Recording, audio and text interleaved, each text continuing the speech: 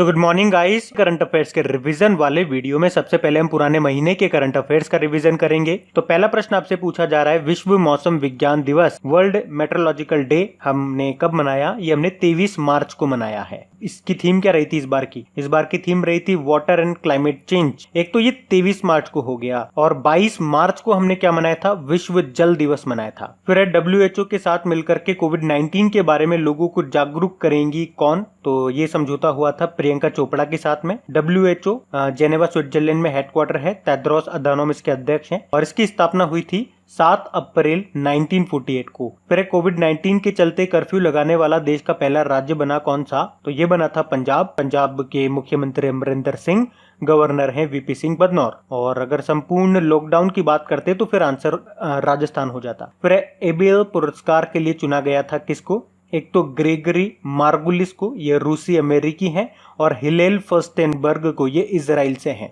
ये जो एबेल पुरस्कार होता है इसे गणित का नोबेल पुरस्कार भी कहा जाता है। फिर भारत की पहली हाइपरलूप पोड प्रतियोगिता का आयोजन किया जाना है कहाँ पे? IIT मद्रास में। अच्छा, हाइपरलूप पोड प्रतियोगिता से कुछ याद आया होगा। एक तो मुंबई और पुणे के बीच में, और विजयवाड़ा और अमरावती शहरों के बीच में हाइपरलूप पोड ट्रांसपोर्टेशन की एक परियोजना शुरू की गई है। फिर मध्य प्रदेश के मुख्यमंत्री के रूप में फिर से शपथ ली थी, अभी आप जानते ही हो, शिवराज सिंह चौहान ने, और चौथी बार ये यहाँ के CM बने। और इनसे पहले जो कमलनाथ जी थे वो कितने महीने तक के लिए CM रहे थे? 15 महीनों तक के लिए। फिर किस क्रिकेट बोर्ड ने अपने सभी प्रोफेशनल क्रिकेटर्स को 28 मई तक के लिए निलंबित कर दिया था? तो आंसर होगा इंग्लैंड। फिर भारत सरकार ने कितने सालों में हर राज्य की राजधानी में एक फॉरेंसिक प्रयोगशाला, एक फॉरेंसिक लैब स्थापित करने की बात कही थी? 2 सालों में। 2 सालों में आपको करना है ये काम। फिर कोविड-19 के कारण आय हानि से बचने के लिए मजदूरों के बैंक खातों में सीधे नगद भुगतान के लिए एक पैनल का गठन किया था? तो आंसर होगा उत्तर प्रदेश सरकार ने। फिर किस संस्थान के वैज्ञानिकों ने भारत में रसायन मुक्त हैंड सैनिटाइजर विकसित किया? तो ये किया था council of scientific and industrial research ने, CSIR ने। बढ़ते हैं आगे। फिर विश्व TB दिवस कब मनाया गया? तो आंसर होगा 24 मार्च को मनाते हैं, और इसकी थीम रही थी इट्स टाइम। फिर कौन सा राज्य अपनी पुलिस को टेसर गन सौंपने वाला देश का पहला राज्य बना? तो आंसर होगा गुजरात। ये जो टेसर गन है, ये इसमें से गोली यानी कि बुलेट नहीं निकलती है, ऐसे तार निकलते हैं, इससे इलेक्ट्रिक शॉक लगता है। फिर आर्थिक स्वतंत्रता सूचकांक 2020 में भारत रहा था 120वें स्थान पे, और इसमें टॉप पे था सिंगापुर। फिर लीगेसी ऑफ लर्निंग नाम की बुक को रिलीज किया था, इसके लेखक कौन है? सविता छाबड़ा है। ये जो सविता छाबड़ा है ना, ये hygienic research institute private limited की चेयरपर्सन है। फिर किस भारतीय शहर ने कोरोना वायरस प्रकोप से बचने के लिए सैनिटाइजेशन के लिए रसायनों यानी कि केमिकल्स के छिड़काव के लिए ड्रोन तैनात किया? तो आंसर होगा इंदौर।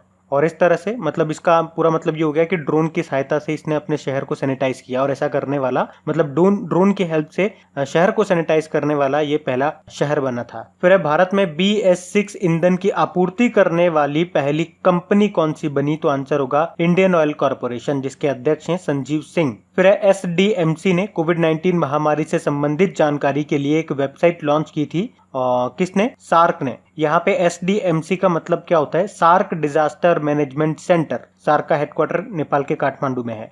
फिर भारत के नेतृत्व वाले CDRI यानी कि coalition for disaster resilient infrastructure यानी कि आपदा प्रबंधन पर अंतरराष्ट्रीय गठबंधन का पहला संयुक्त अध्यक्ष किसे बनाया गया? ब्रिटेन को। फिर रिलायंस ने भारत का पहला कोविड-19 समर्पित अस्पताल कहाँ पे खोला था? तो ये खोला था इसने मुंबई में। बढ़ते आगे। तो चलिए कल के करंट अफेयर्स को भी रिवाइज कर लेते हैं। पहला प्रश्न पूछा जा रहा है, झारखंड स्थित भारतीय कृषि अनुसंधान संस्थान का नाम किनके नाम पे रखा गया है? तो आंसर होगा डॉक्टर श्यामा प्रसाद मुखर्जी के नाम पे। और इनके नाम पे और किन किन का नाम रखा गया था अभी हाल ही में? एक तो जम्मू कश्मीर में चेनानी नाशेरी सुरंग मिलेगी, उनका नाम, और कोलकाता बंदरगाह का नाम भी इनके नाम पे रखा गया है। फिर एक global real estate transparency index में भारत की रैंक क्या रही है? 34 नंबर पे है भारत, और टॉप पे UK है। तो इस रैंक के हिसाब से ये पता चलता है कि भारत का जो रियल एस्टेट मार्केट है वो सेमी ट्रांसपेरेंट है, मतलब उस कैटेगरी में रखा गया है। फिर किस राज्य सरकार ने सेल्फ स्कैन नाम से एक मोबाइल एप्लीकेशन को लॉन्च किया? तो आंसर होगा पश्चिम बंगाल।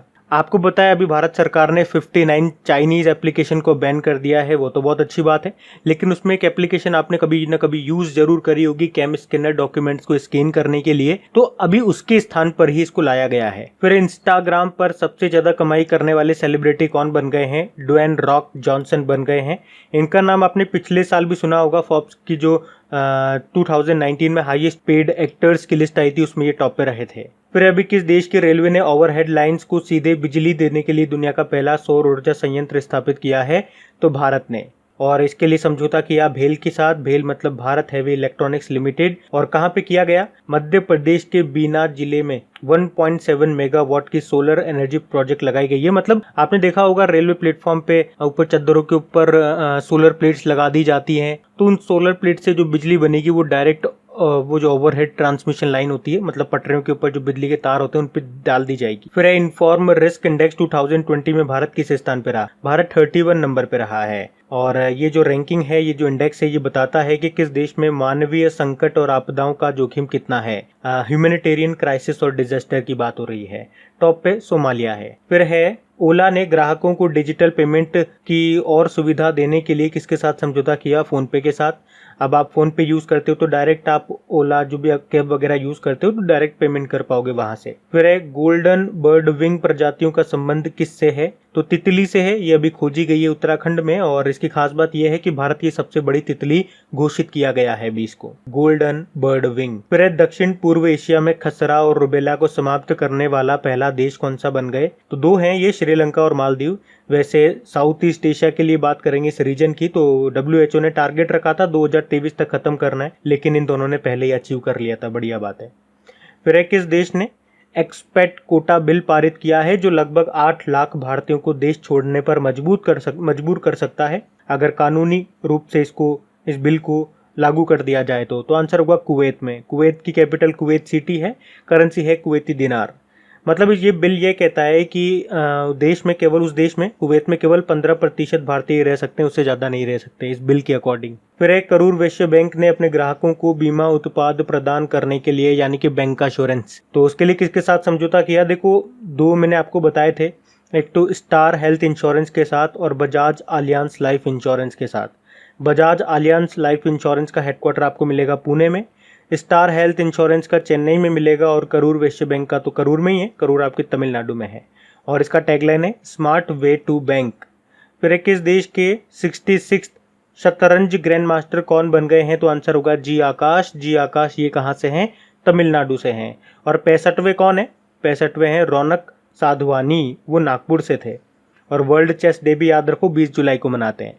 बढ़ते हैं आगे, तो स्टडी क्वेश्चंस की बात करेंगे तो पहला प्रश्न आपसे पूछा जा रहा है कि न्यू डेवलपमेंट बैंक का हेडक्वार्टर कहां पर है? ये आपके शंघाई चाइना में है। और वर्ल्ड बैंक का हेडक्वार्टर कहां पर है? तो ये आपका है वॉशिंगटन DC में। और वर्ल्ड बैंक के अध्यक्ष कौन है? डेविड मालपास हैं। और इसकी MD CFO chief finance officer कौन है? अंशुला कांत है। फिर बिम्स्टेक का हेडक्वार्टर कहां पर है? बिम्स्टेक का हेडक्वार्टर आपको मिलेगा ये ढाका बांग्लादेश में। और बिम्स्टेक में टोटल कितने मेंबर कंट्रीज है? तो 7 हैं। 7 कौन कौन है? बांग्लादेश हो गया, इंडिया, म्यांमार, श्रीलंका, थाईलैंड और नेपाल और भूटान। फिर येरेवेन, ये किस देश की राजधानी है? ये अर्मेनिया की राजधानी है येरेवेन। और माले किस देश की राजधानी है? तो माले तो आपको पता है मालदीव की राजधानी है।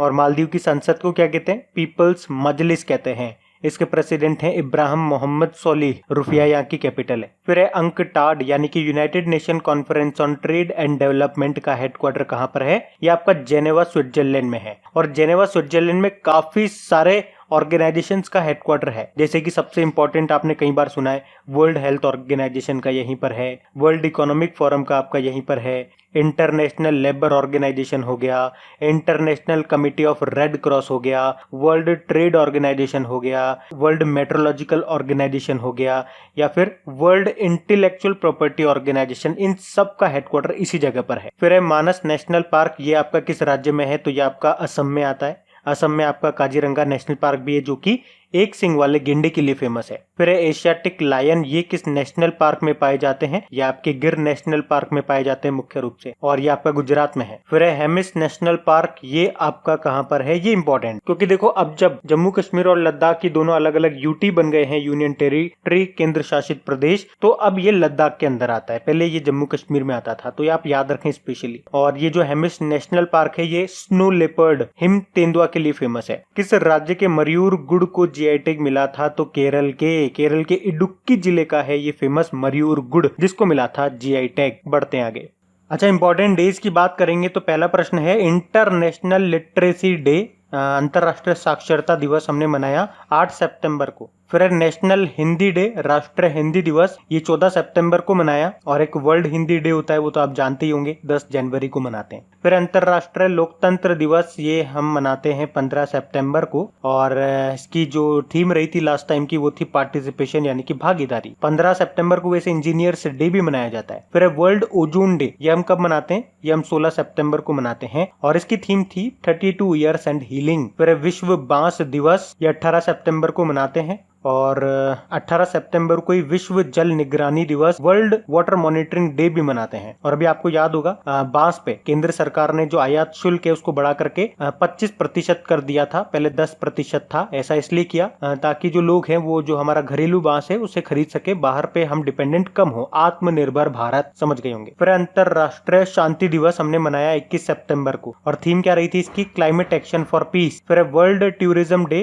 टूरिज्म डे हमने मनाया ये 27 सितंबर को, और इसकी क्या थीम थी? Tourism and jobs, a better future for all. फिर वर्ल्ड रेबीज डे 28 सितंबर को मनाया। अंतरराष्ट्रीय चैरिटी दिवस, ये 5 सितंबर को मनाया। फिर विश्व समुद्री दिवस, वर्ल्ड मैरीटाइम डे, ये हमने कब मनाया था? ये हमने 25 सितंबर को मनाया था। तो गाइज, ये था आज का हमारा करंट अफेयर्स का रिवीजन वाला वीडियो। अगर वीडियो अच्छा लगता हो, हेल्पफुल लगता हो, तो इस वीडियो को अपने दोस्तों के साथ में शेयर जरूर करना, मतलब एक बार उन्हें रिकमेंड जरूर करना इस चैनल को विजिट करने के लिए। आपके फ्रेंड होंगे तो आपकी बात को मना नहीं करेंगे। अब कुछ क्वेश्चन हम लोग आपसे पूछेंगे, आप लोग क्वेश्चन लगाइएगा और देखिएगा कितने क्वेश्चन आपसे बन पा रहे हैं, बाकी हम इनको कल सॉल्व करेंगे। ये रहे क्वेश्चन आपके सामने।